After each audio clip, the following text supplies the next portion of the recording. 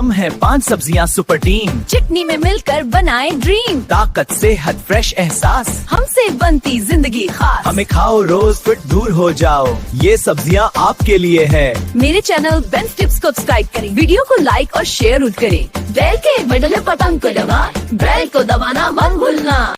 अरे मैं हूँ पालक, ताकत की पहचान, रोज मुझे खाओ बन जाओ जवान।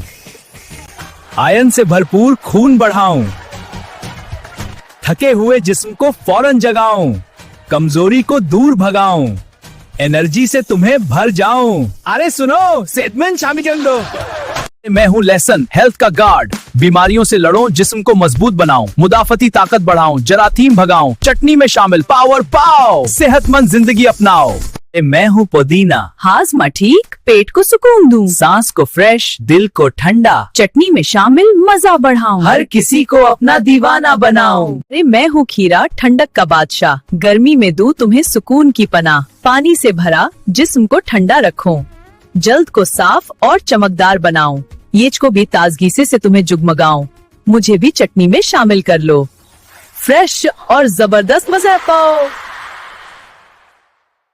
मिर्च, अरे मैं हूँ मिर्च, जरा सी फायर खाने को बनाऊं, मैं सुपर डिजायर मेटाबॉलिज्म को तेज बनाऊं, खाने का मजा डम कर जाऊं, चटनी में आऊं तो मजा ही मजा, थोड़ा सा डाल कर पसंद आओ।